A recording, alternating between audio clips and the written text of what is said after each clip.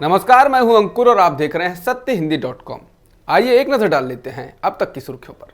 भारत में पिछले एक दिन में 2,57,000 से अधिक कोरोना संक्रमण के मामले दर्ज किए गए हैं और एक बार फिर से 4,000 से अधिक मौतें दर्ज हुई हैं। इसके साथ ही देश में कुल संक्रमितों का आंकड़ा 2,62,89,000 से अधिक हो गया है और मृतकों की संख्या 2,95,000 से अधिक हो चुकी है।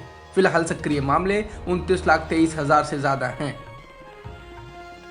वैक्सीन की कमी को लेकर चारों ओर से घिरी मोदी सरकार ने इस मामले में किस कदर बिना सोचे समझे काम किया, इसका पता सीरम इंस्टीट्यूट ऑफ इंडिया के कार्यकारी निदेशक सुरेश यादव के बयान से चलता है।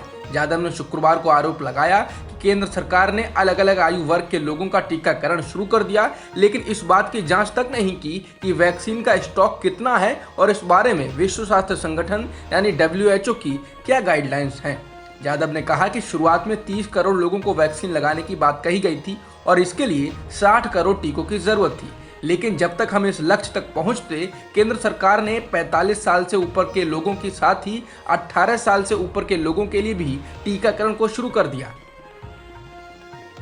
इलाहाबाद हाईकोर्ट ने जिस आदेश में यूपी में स्वास्थ्य व्यवस्था राम भरोसे वाली टिप्पणी की थी, उस पर सुप्रीम कोर्ट ने शुक्रवार को रोक लगा दी। इलाहाबाद हाईकोर्ट ने कुछ दिनों पहले ही योगी आदित्यनाथ के नेतृत्व वाली सरकार से कहा था कि 4 महीने में राज्य के अस्पतालों और मेडिकल कॉलेजों में स्वास्थ्य सुविधाएं सुधरनी चाहिए। यूपी में मेडिकल ऑक्सीजन, अस्पताल बेड जैसी स्वास्थ्य सुविधाओं की कमी से कोरोना मरीजों की मौत की शिकायतों के बीच इलाहाबाद हाईकोर्ट का आदेश आया था।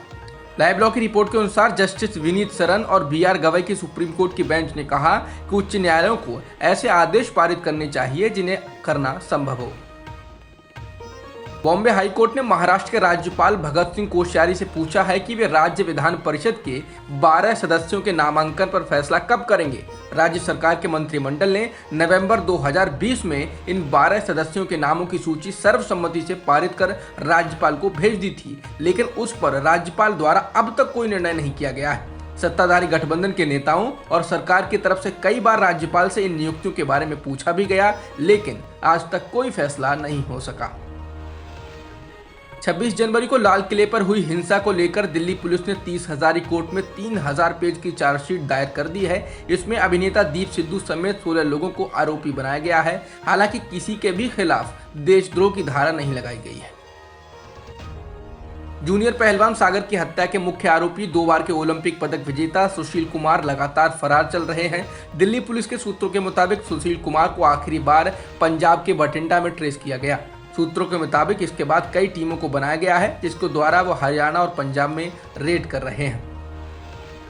पड़ोसी देश नेपाल में चल रहे राजनीतिक संकट के बीच राष्ट्रपति विद्या देवी भंडारी ने शुक्रवार रात को संसद को भंग कर दिया और 6 महीने के भीतर फिर से चुनाव कराने का आदेश दिया।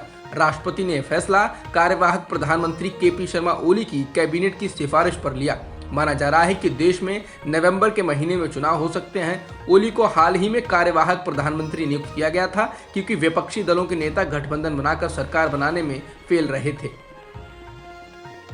इजराइल के साथ फिलिस्तीन के संघर्ष विराम के बाद ईरान के सर्वोच्च नेता अयातुल्ला अली खामेनेई ने भी मुस्लिम देशों से अपील की है कि वो फिलिस्तीनियों की सैन्य और वित्तीय तौर पर सहायता करें, जिससे वो गाजा के बुनियादी ढांचे को फिर से खड़ा कर सके। इसके साथ ही अयातुल्ला अली खामेनेई ने कहा कि इजरायली शासन के सभी प्रभावशाली लोगों और प्रधानमंत्री नेतन्याहू पर अंतर्राष्ट्रीय और स्वतंत्र अदालतों द्वारा मुकदमा चलाया जाना चाहिए।